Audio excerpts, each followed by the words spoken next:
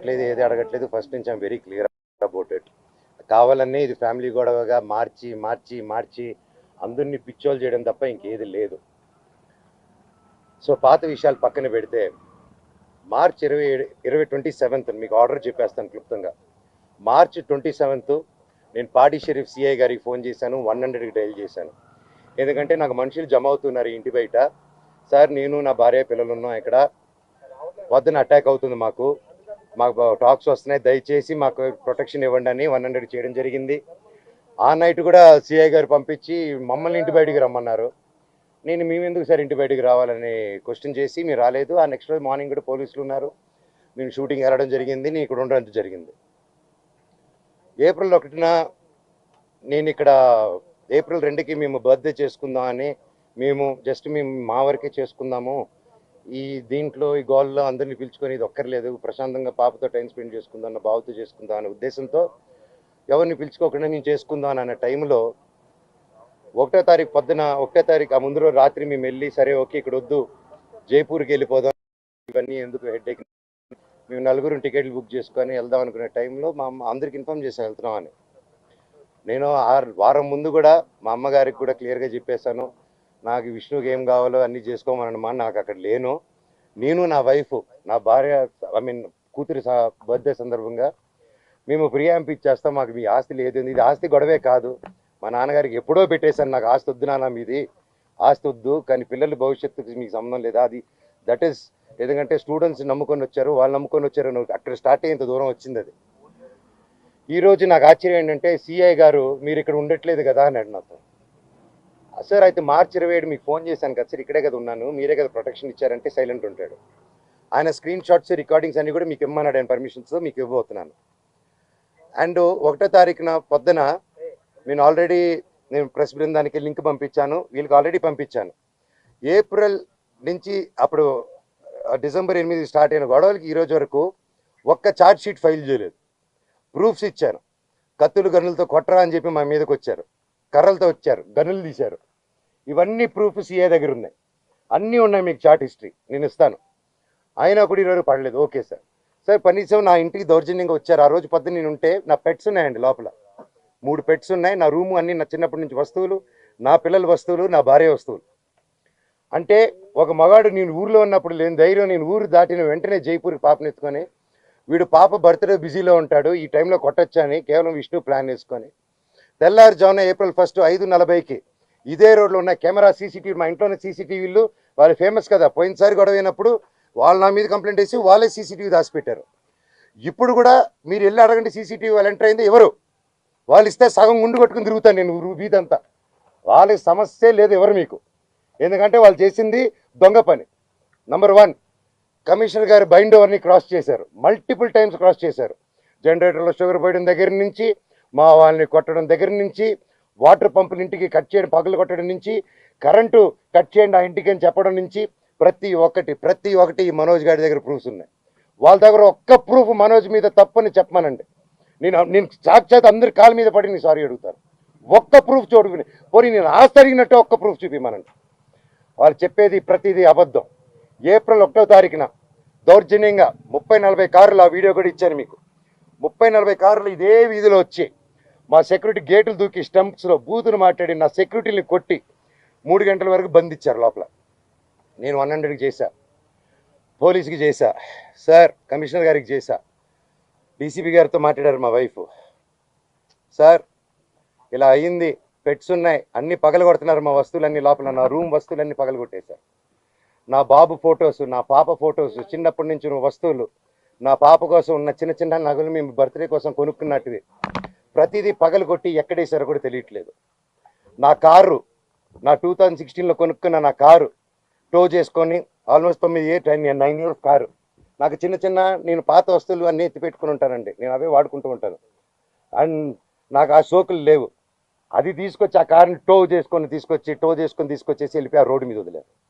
నా మా wife car mini Cooper, దాన్ని టో చేసుకొని తీసుకొచ్చి ఆ గ్రౌండ్లో వదిలేరు. ఆ గ్రౌండ్లో వదిలి అక్కడ ఖర్చీపులు కట్టుకొని రౌడీ షీటర్లు అందరూ దిగి దగ్గరుండి దాన్ని టో చేసుకొని మళ్ళీ తీసుకెళ్ళి అక్కడ వదిలేరు. ఇవన్నీ గురువారెడ్డి గారికి, అవునా ఇంత గలీజ్గా ఎందుకు చేస్తున్నారు, ఇది బాగాలేదు మనోజ్ గారు అని చెప్పి సిఏ గారు చాలా ఫీల్ అవుతున్నారు, కానీ యాక్షన్ తీసుకోలేదు. నేను వెళ్ళండి సార్ మా వాళ్ళు ఉన్నారంటే ఇంటికి వెళ్ళారు. ఇంటికి వెళ్ళి మా సెక్యూరిటీ ఎక్కడని చూశారు. వచ్చేసారు రోజు గారు అన్నారు. సార్ నా ఇంట్లో అంతమంది దూరిపోయి అంత 5 ఎకరాలు అక్కడ ఉండే 3 acres ఇంట్లో మీరు అక్కడ లేదు అంటే ఎలా సార్, మీరు వెతికారా అంటే నాకు చేశారా సార్ అంటే అది లేదన్నారు. అక్కడ లేరు మనోజ్ గారు, నేను ప్రొటెక్ట్ చేస్తా అన్నారు. ఇది పొద్దునైంది. సాయంత్రం 3 గంటలకి ఇదే మనుషుల సెక్యూరిటీ గార్డ్ని కారులో వేసుకొని వాళ్ళతో బెదిరించి వాకుమూలన తీసుకొని సిఐ గారికి వచ్చి పోలీస్ స్టేషన్లో అప్పచెప్పారు. ఇప్పుడు పొద్దున అదే సిఐ గారు అక్కడ ఎవరు లేరన్నారు. ఇప్పుడు తిరిగి అప్పచెప్పారు. సార్ మీకే ఇది చేశారు కదా, మీరే నాకు అఫీషియల్గా చెప్పున్నారు, కేసు కట్టండి సార్ అంటే కట్టట్లేదు. పోనీ వాళ్ళిద్దరు సెక్యూరిటీలు సార్ మమ్మల్ని కొట్టారని కేసు పెడుతుంటే వాళ్ళు కేసు తీసుకోవట్లేదు. ఆ నోట్ చేసుకుని ఎఫ్ఐఆర్ చేయాలంటే ఇదంతా నేను పై వాళ్ళతో మాట్లాడాలి, నేను నాకు రైట్ లేదు అంటున్నాడు. పోనీ నేను అక్కడ నేను జైపూర్ నుంచి ఒక పక్క పాప బర్త్డే సెలబ్రేట్ చేసుకుంటూ జైపూర్ నుంచి మెయిల్ పెట్టాను, సార్ ఇలా జరుగుతుంది, గివ్ ప్రొటెక్షన్, కనీసం నా పెట్స్కి ఏం చేయకుండా చూడండి అనేసి యాజ్ సింపుల్గా నేను పెట్టాను. దానికి కలెక్టరేట్కి పెట్టాను, అందరికీ పెట్టాను. పెడితే నో రిప్లై. దానికి నేను డిజిటల్ సిగ్నేచర్ చేసి పంపించాను, నో రిప్లై. ఇవంతా చల్లవు అని చెప్పి సిఏ గారు చెప్పారు. పోనీ కంప్లైంట్ వచ్చింది కదా సార్, యాక్షన్ తీసుకుంటే లేదు. సరే నేను ఊరి నుంచి వచ్చాను, ఊరి నుంచి వచ్చింది ఇమీడియట్గా కంప్లైంట్ డ్రాఫ్ట్ చేసి. ఈ గ్యాప్లో ఏమైంది, అదే రోజు 1వ తారీఖు బార్జిన్ అయ్యారా, నేను జైపూర్కి వెళ్ళానా, అదే రోజు నైటు విష్ణు ఎక్కువ అతను ఫాలోయింగ్ కారు ఉంటుంది, ఎక్కువ కారులో అతను మనుషులు వచ్చి నా నార్సింగ్లో నా ఆఫీస్కి గోడలు దూకి లోపలికి వచ్చి నా కారుని దొంగ కీ పెట్టి స్టార్ట్ చేసుకొని ఆ కారు దొంగతనం చేశారండి. అంటే ఎందుకు ఇంత దరిద్రానికి దిగజారుతున్నాడో నాకు అర్థం కావట్లేదు. ఎందుకింత, నేను కేవలం నా భైరవం, నా కన్నప్ప మీదకి నా భైరవం వదులుతాను, ఇది కాదు మనం పోట్లాడాలంటే ఎండి ధరల మీద పోరాడదాం, పని మీద పోరాడదాం, హెల్తీగా పోరాడదాం అని నా భైరవం వదులుదాం అనుకున్నాం సినిమా. ఇంకంతే, భైరవం వదులుతున్నా అనేసరికి టెన్షన్ అయిపోయి కన్నప్ప పోస్ట్పోన్ చేసుకున్నాడు. ఆ కోపం ఎలా చేసుకోవాలో తెలియక నా మీద ఇదంతా రుద్దుతున్నారు. ఇమీడియట్గా డైవర్షన్. ఇప్పుడు మా అమ్మగారికి మా నాన్నగారికి వాళ్ళకి అవసరం అండి ఈ వయసులో. విష్ణు నాకంటే 4 సంవత్సరాలు పెద్దవాడు, అతనికి 4 పిల్లలు ఉన్నారు, వచ్చి మాట్లాడడం తెలియదా, కూర్చొని మాట్లాడమని అడుగుతున్నాను నేను. పెద్దోళ్ళని కూర్చొని పెట్టి అడుగుతున్నా, మాట్లాడలేరా? ఇవన్నీ కాకుండా ఇలా పోలీస్ ఆఫీసర్తో హైకోర్టు నుంచి నాకు ఆర్డర్ వచ్చిందండి. ఇది బాగా వినండి సార్, హైకోర్టు నుంచి క్లియర్ ఆర్డరు, నేను కానీ ఇక్కడ కానీ డిస్ప్యూట్ జరిగేంత వరకు మేము ఇక్కడ ఉండొచ్చు, ఇద్దరు ఉండి, నేను ఎవరు ఉండకూడదని చెప్పాల. కలెక్టరేట్ దగ్గరికి వెళ్ళారు, నేను అమ్మ వచ్చి ఉండొచ్చు, నేను ఏం చేయట్లేదు, ఇదిగోండి అనేసి నా ఫైలు అప్పచెప్పాను నేను వాళ్ళకి. నేను వీళ్ళకి సినిమాలు పనిచేసినప్పుడు, నేను క్యాంపస్కి పనిచేసినప్పుడు ₹1 ట్రాన్సాక్షన్ వాళ్ళ దగ్గర నాకు వచ్చిందని చెప్పమానండి. ఈ రోజు వరకు ఈ మనోజు ₹1 తీసుకోలేదు నా కుటుంబం నుంచి, ₹1 తీసుకోలేదు ఏ సినిమాకి. నేను బయట ప్రొడక్షన్ హిట్ కొట్టి బయట ప్రొడక్షన్లో చేసుకొని ఒకటి హిట్ కొడితే చాలు తీసుకొచ్చి ఇక్కడ లాక్ చేసేస్తాడు. విష్ణు కంపెనీలో 25 filmsలో నువ్వు చెయ్యాలి, నువ్వు ఇప్పుడు ఆడగట్ట పేసుకొని చేయకపోతే విష్ణు కెరీర్ నిలబడదురా, నువ్వు ఆడగంటే అంటే నాకు కంఫర్టబుల్ లేదు, ఇప్పుడు I'm not ready for lady getup అన్నప్పుడు అంటే సెంటిమెంట్గా కూర్చొని పెట్టి, లేదు విష్ణు కెరీర్ నీ చేతిలో ఉంది, అని నిలబెడదాం హీరోగా, నువ్వు ఒక పర్ఫార్మెన్స్, నువ్వు కామెడీ చేస్తావు, అంతా నువ్వు చేయి అంటే అన్న కోసం అమ్మాయి గెటప్ కూడా వేసుకొని యాక్ట్ చేశానండి. ప్రతిదీ చేశాను, వాళ్ళకి స్టంట్స్ డైరెక్ట్ చేశాను, సాంగ్స్ కంపోజ్ చేసి పెట్టాను, ప్రతి గొడ్డు చాకరీ చేసి పెట్టాను వాళ్ళకి. గ్రాఫిక్స్, నేను గ్రాఫిక్స్ చదువుకుంటే అతను గ్రాఫిక్స్ కంపెనీ పెట్టుకున్నాడు, మా నాన్న థియేటర్ పెట్టుకుంటే ఇతను సమోసాలు అమ్ముకుంటాడు. సో అది ఇతనికి ఉన్న ఇది. It's okay. సో మొన్న ఇప్పుడు coming to the point, high court order ఇచ్చిందండి, మేము ఉండొచ్చు, వాళ్ళు ఉండొచ్చు, వీక్లీ వన్స్ పోలీసు రావాలని. వీళ్ళు ఏం చేశారు, లోవర్ కోర్టుకి వెళ్ళి, అండ్ మాకు కేవేట్ వేస్తున్నాం అక్కడ, మీకు అందరికీ తెలిసేది, లోవర్ కోర్టుకి వెళ్ళి రంగారెడ్డి కోర్టుకి వెళ్ళి దొంగ డాక్యుమెంట్ ఇచ్చి కేవేట్ ఉందని అబద్ధాలు, కేవేట్ లేదని అబద్ధాలు చెప్పి జడ్జి గారికి దొంగ ఆర్డర్ తీసుకొచ్చారు. కోర్టుని చీట్ చేశారు, కోర్టుని చీట్ చేసి స్టే తెచ్చారు. ఆ స్టే కూడా నాకు రాలేదండి. నేను ఇంట్లో నుంచి బయలుదేరడం, ఇల్లంతా ధ్వంసం చేసి పోలీసులు చెప్పా, నాకు నోటీస్ వచ్చింది తెలియదు, ఏం తెలియదు, ఇంట్లో రాజ్యాంగంలో ధైర్యం అనుకుని, సార్ ప్లీజ్ సార్ అంటున్నాను, వినట్లేదు. 3వ రోజు నేను ఇక్కడికి వచ్చింది, సార్ ఏం జరుగుతుందంటే మీ మీద ఆర్డర్ వచ్చింది సార్ అన్నాడు. ఆర్డర్ ఏంటి సార్, స్టే ఎందుకు వస్తుంది, కేవిట్ ఉంది సార్ హైకోర్టులో, ఆర్డర్ ఎలా వస్తుంది సార్ అన్నాను. ఇదిగోండి అంటే మేము కనుక్కుని, మాకు ఎవరు పంపించలేదు, పోస్ట్ రాలేదు, ఏం రాలేదు, ఒకసారి కనుక్కోండి. సో ఆర్డర్ రాలేదు మాకు. ఇది రాగానే నేను ఛాలెంజ్ చేశాను కోర్టుది. 15th కేసారు, నేను లేదండి ఇది అర్జెంటు, మీకు ఏదో చీటింగ్ జరిగింది అక్కడ, we want to prove it అని. నేను ఆ ఆర్గ్యుమెంట్ జరిగింది, వీ ప్రూవ్డ్ ఇట్ రైట్. కోర్టులో అక్కడ ఎవరో వీళ్ళు తప్పుదారి పెట్టించి కోర్టుకి చెప్పారు, జడ్జి గారు చెప్పి మమ్మల్ని కోర్టుని చీట్ చేస్తారని తిట్టి అవతల వాళ్ళని కూడా ఈయన మీద వేసిన ఆర్డర్ నేను వెకేట్ చేస్తున్నానని తీసేశారు. సో ఒరిజినల్ హైకోర్టు ఆర్డర్లో ఉంది. ఇప్పుడు నేను ఇక్కడికి వచ్చాను, మా ఇంట్లో ఎవ్వరూ లేరు, మొత్తం antisocial elements, rowdy sheeters, police లాఠీలు పెట్టుకొని ఈ అమ్మ ఫోటోలు తీసింది. ఈ అమ్మని ఆపేస్తే మీరు ఎవరు రాలేదు, అమ్మ నా బెండెక్కమ్మ అని చెప్పి ఈ తల్లిని తీస్తుంది. సిఐ వచ్చారు. సిఐ వచ్చేసి పాప మీద పట్టుకొని తోయడం, పోలీసు అందరికీ నేను అడ్డుపడిపోయాను. నా ముందు చేయకండి సార్, నా ముందు చేయకండి అని చెప్పేసి అడ్డుపడిపోయి పెళ్ళు ఇంకో టీవీ ఇంకో ఆయన వచ్చి లాగేశారు. అంటే మోహన్ బాబు గారు ఇంటి దగ్గరికి వస్తే ప్రెస్ అయినా కొడతారు, పోలీసులైనా వచ్చి ప్రెస్ని కొట్టేస్తారు. నాకు కోసం వచ్చి నా వల్ల మీకు అదైనందుకు ఐఎమ్ రియలీ సారీ తల్లి. ఒక అన్నగా నేను ఎప్పుడు ఉంటాను, ఐఎమ్ సారీ. బట్ మీరు అంత గట్టిగా పోరాడారు, నిలబడారు, థ్యాంక్ యూ. తప్పు లేనప్పుడు మిమ్మల్ని ఎందుకు సార్ ఆపుతున్నారు అక్కడ రాకుండా? నేను రమ్మంటున్నాను ప్రెస్ని, నేను ఎక్కడికైనా వచ్చి మాట్లాడుతుంటున్నాను, ఎందుకు ప్రెస్ని రానిట్లేదు? నేను ఒకటే అడిగాను, సార్ హైకోర్టు ఆర్డర్ ఇదిగోండి, మీకు కూడా షేర్ చేసి మీకు హైకోర్టు ఆర్డర్ ఇచ్చాను, లోవర్ కోర్టుది చీటింగ్ చేశారు, కమిషనర్ గారు బాండు, ఇవి 3 ఉన్నాయి, ఇవి చల్లవంటాడు. పోనీ రాసి ఉండంటే మీరు రాయకూడదు అంటారు, పోనీ ప్రెస్కి చెప్పమంటే మేము చెప్పమంటారు. సరే ఏ అధికారంతో నా ఇంట్లో మీ ఇంటికి వెళ్ళేదని మీకు ఆర్డర్ కావాలంటాడు, మీరు ఇంటికి వెళ్ళేదని మీరు ఆర్డర్ తీసుకుంటున్నారా సార్ అని? లేదు మీ నాన్న చెప్పాలి మాకు అంటున్నారు.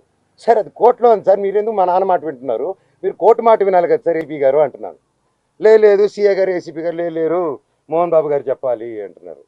సార్ ఇది ఎక్కడ సార్? ఇంటి లోపల మా నాన్న లేరు, ఎవరు లేరు, మా పెట్స్ ఉన్నాయి, 25 మంది రౌడీ షీటర్లు ఉన్నారు. నేను డ్రోన్ పంపిస్తాను సార్ చూడండి సార్ అంటే పంపించద్దు, నేను చూడకూడదు. పోనీ నేను ఇక్కడ ఉంటాను సార్, మీరు లోపలికి వెళ్ళిన పెట్స్, నేను కుక్క పిల్లలన్నీ ఇచ్చేయండి సార్, తీసుకెళ్ళిపోతాను. 3 ఉన్నాయి సార్, వాళ్ళు నీళ్ళు పెడుతున్నారు, ఏం పెడుతున్నారు, ఎండాకాలం చూసుకుంటాను సార్, పిల్లల్లా పెంచుకుంటాం వాటిని.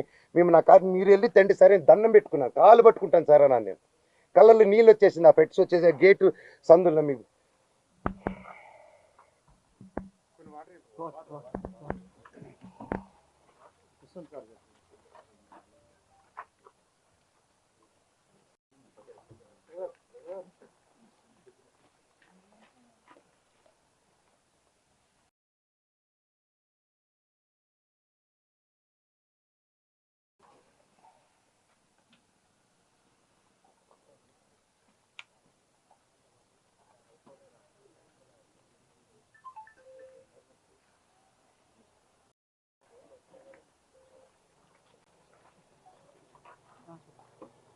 సార్ సింపుల్ అడుగుతున్నాను సార్. సీఎం రేవంత్ రెడ్డి గారిని, బట్టి విక్రమార్క గారిని, ప్రతి ఒక్కరిని, లీడర్స్ని, పోలీస్ డిపార్ట్మెంట్ని, కోర్టుల్ని, కలెక్టరేట్ని, హ్యూమన్ రైట్స్ని, ఇది అన్యాయం అండి. కోర్టు ఆర్డర్లతో వచ్చినా కూడా అలో చేయట్లేదు, గొడవ జరగలేదు, నా ఇంటికి వెళ్తుంటే నన్ను అలో చేయట్లేదు. సరే ఏంటో చెప్పండి, అంతే అడుగుతున్నాను. నాకు సిఏ గారు ఏసీపీ గారు నన్ను ఎందుకు ఈరోజు అలో చేయలేదని మాత్రం నాకు ఒక లెటర్ ఇస్తే నేను వెళ్ళి జడ్జికి పెట్టుకుంటాను. సార్ హైకోర్టులో మీరు ఇచ్చింది నన్ను పంపిరంట, లోవర్ కోర్టులో ఇచ్చింది పంపిరంట, మీరు బైండ్ ఓవర్ ఇచ్చింది నాకు వర్తిస్తుంది, విష్ణుకి వర్తిస్తుందంట. విష్ణుకి 25 మంది సెక్యూరిటీ వాళ్ళు పెట్టుకోవచ్చు సార్, మేము ఎలా అడుగుతాం అంటున్నారు. ఆ వీడియోలన్నీ నా సెల్ ఫోన్లో ఉన్నాయి, నా సెల్ ఫోన్లో తీస్తుంటే వాళ్ళని వచ్చి లాక్కుంటున్నారు.